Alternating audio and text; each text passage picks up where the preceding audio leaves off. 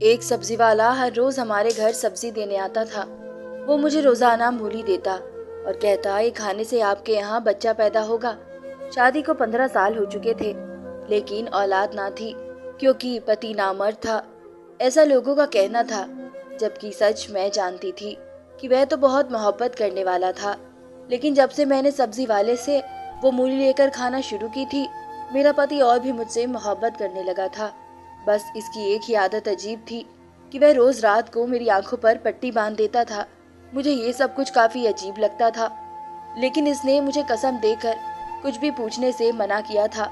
मैं पति से बहुत मोहब्बत करती थी, इसलिए मैंने इसके आगे एक सवाल ना किया। दिन भर वो घर से बाहर रहता और जब रात को कमरे में आता तो मेरी आंखों पर पट्टी बांध देता।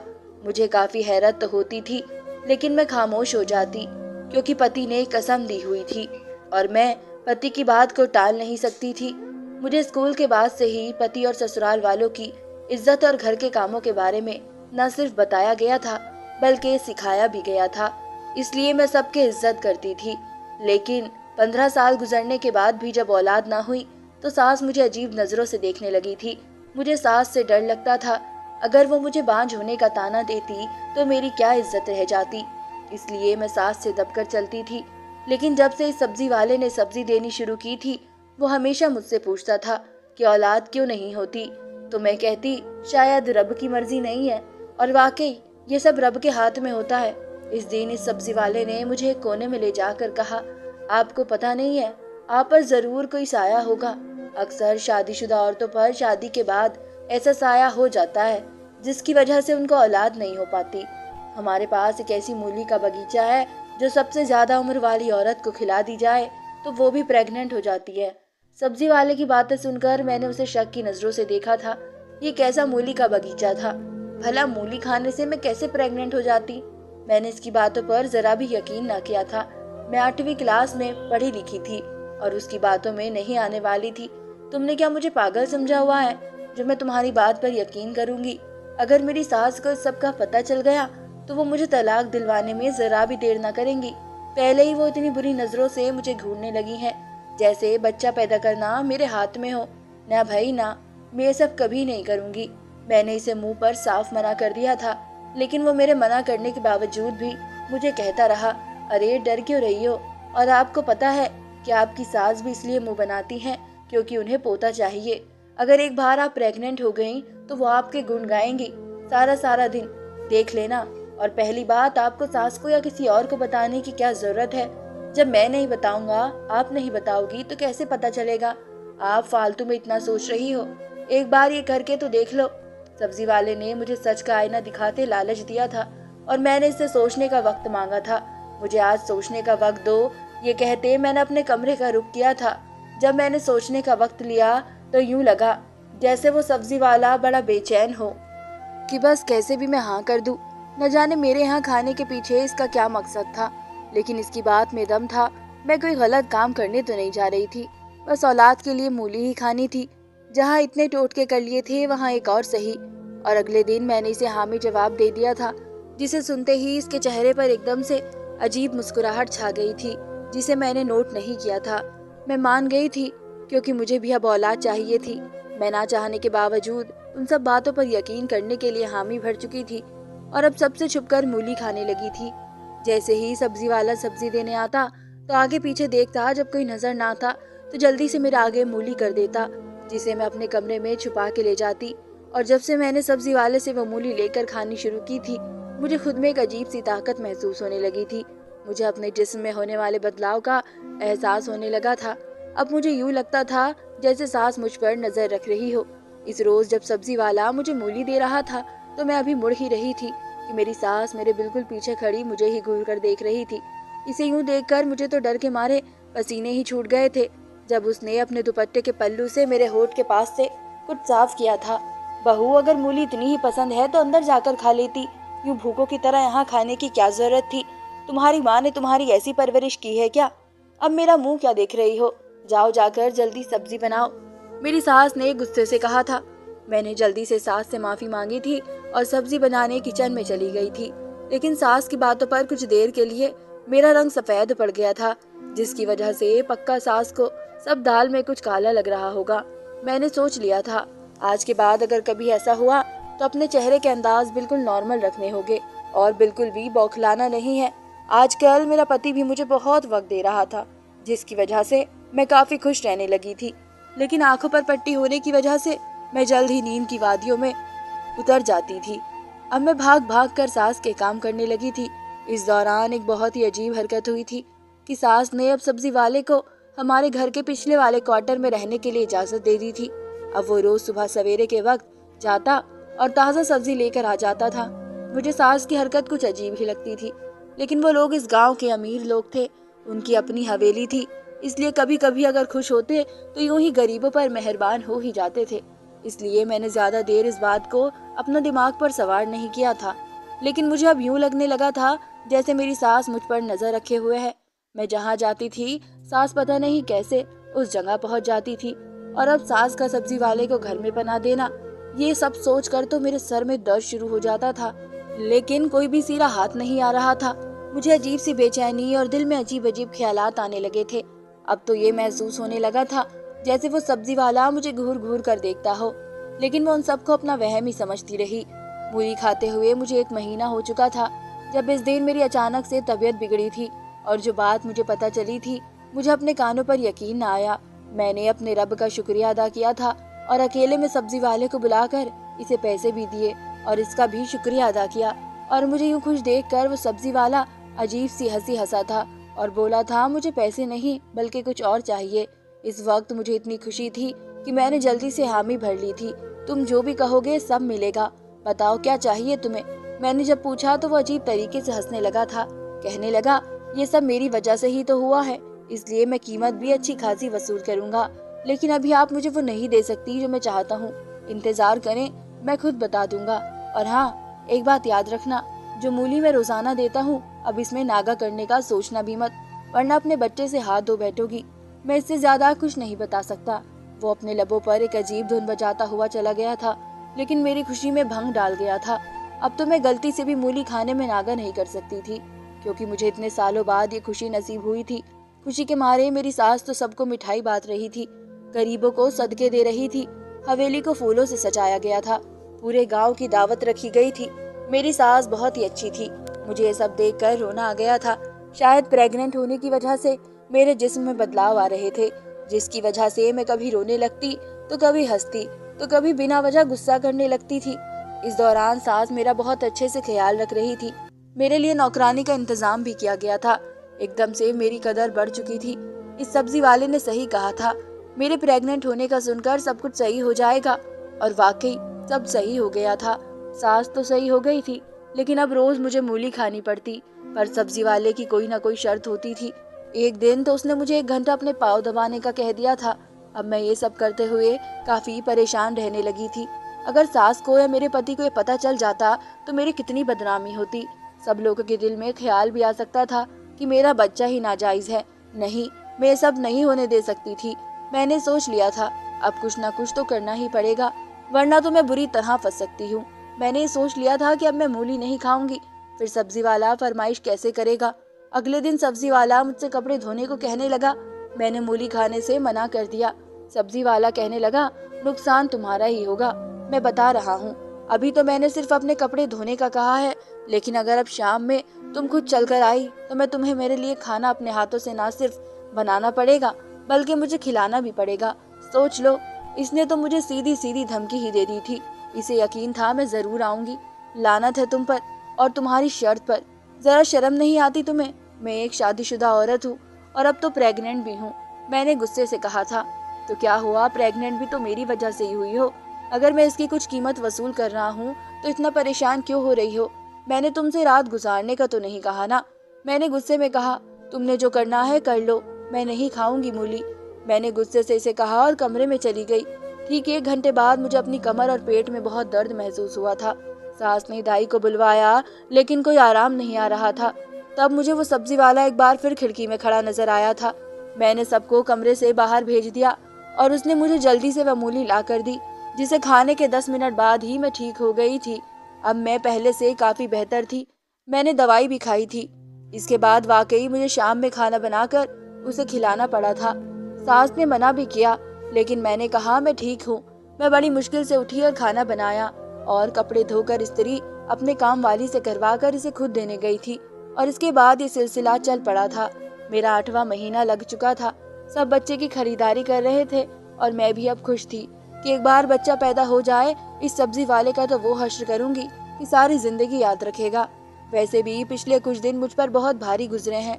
मुझे अपने पति की बजाय इस सब्जी वाली के सारे काम करने पड़ रहे थे, वो भी छुप छुप कर, सिर्फ इस वजह से कि एक बार मेरा बच्चा सही सलामत इस दुनिया में आ जाए। लेकिन इसी दौरान एक बड़ा अजीब वाकया हुआ था। मेरे पैरों पर सूजन आ गई थी। मैं सहन में बैठी नौकरानी से अपने पैरों की मालिश करवा रही थी कि बाहर से शोर की आवाज आने लगी। मैंने जल्दी से इसको एक साइड पर किया और खुद जाकर बाहर देखने लगी तो वहां पर वो सब्जी वाला खड़ा सास से झगड़ा कर रहा था। मैंने ताज्जुब से सास और सब्जी वाले को देखा। सास ने सब्जी वाले को जाने का इशारा किया था, लेकिन वो अपनी जगह से हिला तक ना था, ढीठ बना खड़ा था। मुझे इसकी इस हरकत पर बहुत गुस्सा आया था और वो मेरे अलावा भी घर के लोगों पर हुक्म चलाने लगा था। आखिर इस सब की वजह क्या थी? वो क्या साबित करना चाहता था? और फिर वो मेरे पास आकर बोला था, ये बच्चा जो तुम लेकर घूम रही हो ना, ये मेरा बच्चा है। इसकी बात सुनकर तो मेरी रूह कांप गई थी। डर के मारे मेरे जिस्म पर कपकपी हो चुकी थी। वो ये क्या कह रहा था कि मेरे होने वाले बच्चे का बाप वो है? ऐसा कैसे हो सकता था? क्या वो एक नया ड्रामा कर रहा था या बस धमकी देकर बदनाम करने की कोशिश कर रहा था? सास ने गुस्से में आकर इसे थप्पड़ दे मारा था और एक अलग जगह ले जाकर अपने कमरे से एक अखबार में कुछ छुपा कर ला कर दिया था। जहाँ तक मुझे समझ आ रहा था, शायद वो पैसे ही होंगे। तो क्या वो सच कह रहा था? जो सास ने उसे मुंह बंद रखने के लिए पैसे दिए थे, क्या वाकई ये बच्चा मेरे पति का नहीं बल्कि उस सब्जी वाले का था? अगर ये सब सच था तो क्या सास ने जानबूझकर खुद ये सब करवाया था? लेकिन क्यों? वैसा क्यों चाहती थी? अपने ही बेटे की बीवी के साथ वो ऐसा करके एक नाजायज बच्चे को क्यों पैदा करवाना चाहती थी? और उन सब से भी ऊपर एक और बात थी, क्या मेरे पति को अपनी माँ की सारी सच्चाई का पता था? क्या वो भी उन सब में शामिल थे? लेकिन कोई इज्जतदार आदमी ऐसा कैसे कर सकता था कि इसकी बीवी को कोई और भी इस्तेमाल करे? ये सब बातें सोच सोच कर मैंने अपनी तबीयत खराब कर ली थी। अगले दिन मैं बहुत तेज बुखार में तप रही थी। सब लोग मेरे लिए यहाँ से वहाँ भाग दौड़ रहे थे। मेरा पति मेरे लिए जिस कदर परेशान था, इससे मैंने यही अंदाजा लगाया था कि वो अपनी माँ की सच्चाई से बेखबर है। अभी तो ये बात भी कंफर्म करनी थी कि बच्चा वाकई सब्जी वाले का है या फिर मेरे ही पति का, क्योंकि मुझे तो ऐसा कोई भी हादसा याद नहीं था जिसकी बिना पर मैं ये कहती कि बच्चा मेरे पति का नहीं, और मैं पति से सीधा पूछकर इसे शर्मिंदा भी नहीं करना चाहती थी। अब मैंने सोच लिया था कि कोई ऐसा तरीका या प्लान बनाना था जिससे सच का पता भी चल जाए और मेरे पति के दिल को ठेस भी ना पहुंचे।